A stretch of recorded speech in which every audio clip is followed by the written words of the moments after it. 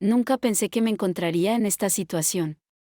Si alguien me hubiera dicho hace un año que terminaría teniendo una aventura con un friki, me habría reído en su cara. Mi vida, hasta hace poco, era la imagen perfecta de la estabilidad, un matrimonio de 10 años, una casa en los suburbios y 2 hijos maravillosos. Pero todo cambió el día que conocí a Marcos. Conocí a Marcos en una convención de cómics a la que asistí por pura casualidad. Mi hermana pequeña, una apasionada de todo lo relacionado con el mundo geek, insistió en que la acompañara porque su novio no podía ir. Accedí de mala gana, pensando que sería un día interminable de aburrimiento. Pero, para mi sorpresa, la convención resultó ser bastante entretenida. Marcos estaba en un stand vendiendo figuras de acción raras. Su aspecto era el típico de un friki, gafas gruesas, camiseta con un personaje de anime y una sonrisa nerviosa pero encantadora. Nos pusimos a hablar cuando me vio curioseando su mercancía. Al principio, nuestra conversación fue superficial, hablando sobre las figuras y el evento en general. Pero pronto descubrí que teníamos algo en común, ambos éramos grandes fanáticos de las películas de ciencia ficción. Esa fue la primera chispa. Durante el evento, nos encontramos varias veces y cada conversación fue más profunda que la anterior. Hablamos de nuestras películas favoritas, intercambiamos opiniones sobre distintos directores y guionistas, y hasta discutimos teorías locas sobre cómo podrían continuar algunas sagas.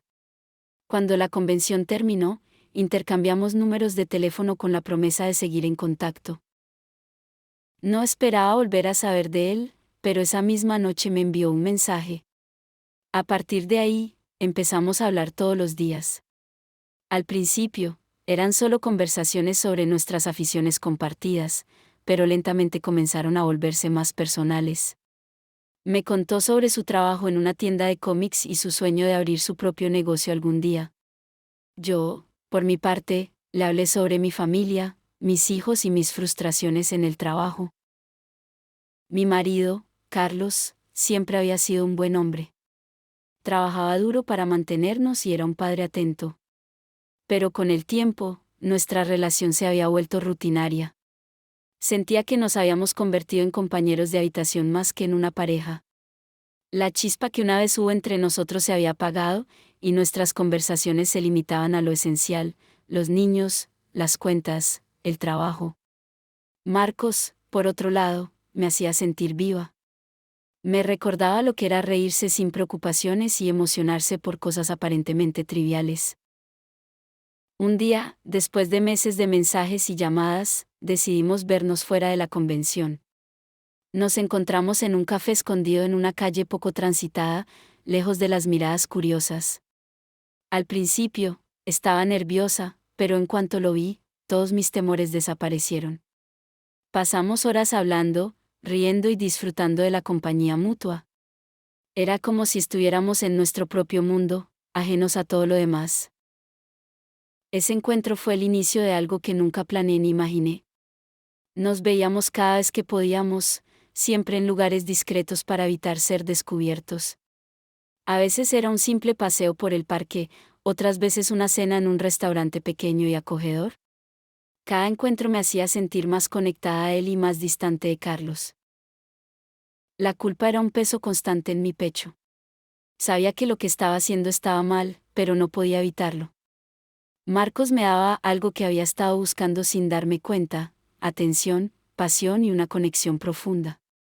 Pero la realidad siempre estaba ahí, recordándome que tenía una familia que dependía de mí. A pesar de la culpa, continué con mi aventura. Cada día me decía a mí misma que sería la última vez, que debía poner fin a todo antes de que se saliera de control. Pero entonces Marcos me enviaba un mensaje o me llamaba, y todas mis resoluciones se desmoronaban. Era como si estuviera atrapada en una red de emociones de la que no podía ni quería escapar. Marcos también sentía lo mismo. Me decía que nunca había conocido a alguien como yo, que nuestra conexión era única y especial. No podía negar lo mismo. Juntos, éramos una burbuja de felicidad en medio de un mar de monotonía y responsabilidades. Una tarde, después de un encuentro particularmente emotivo, Marcos me llevó a su apartamento. Era pequeño y desordenado, lleno de cómics, figuras de acción y pósters de películas. Aquel caos tenía su propio encanto, reflejando su personalidad apasionada y un poco caótica. Nos sentamos en el sofá y, por primera vez, hablamos sobre lo que estábamos haciendo. ¿Cómo vamos a seguir con esto?, le pregunté, sintiendo el peso de mis propias palabras. No lo sé, respondió él, tomando mi mano. Pero no quiero perderte. Quiero que estemos juntos. Sus palabras me llenaron de una mezcla de esperanza y temor. ¿Cómo podía siquiera considerar dejar a mi familia por alguien a quien conocía desde hacía tan poco? Pero al mismo tiempo, la idea de perder a Marcos era insoportable. Los días pasaron y mi relación con Carlos siguió deteriorándose. Discutíamos por cosas triviales y pasábamos más tiempo separados, aunque estuviéramos en la misma casa. Me sentía dividida entre dos mundos, uno de estabilidad y responsabilidad, y otro de pasión y emoción. Un fin de semana, Carlos me sorprendió con un viaje a la playa. Necesitamos tiempo juntos, lejos de todo, dijo, con una mirada que me recordó al hombre del que me había enamorado. Acepté, esperando que tal vez este viaje nos ayudaría a reconectar y aclarar mis pensamientos. La playa era hermosa, pero mi mente estaba en otra parte.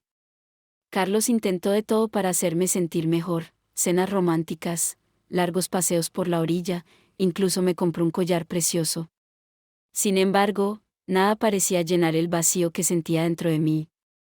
Una noche, mientras él dormía, tomé mi teléfono y llamé a Marcos. Te extraño, le dije, con lágrimas en los ojos. Yo también, respondió él. No puedo dejar de pensar en ti. Esa llamada fue un punto de inflexión. Sabía que tenía que tomar una decisión. No podía seguir viviendo esta doble vida, engañando a Carlos y a mí misma. Pero también sabía que cualquier elección que hiciera tendría consecuencias devastadoras.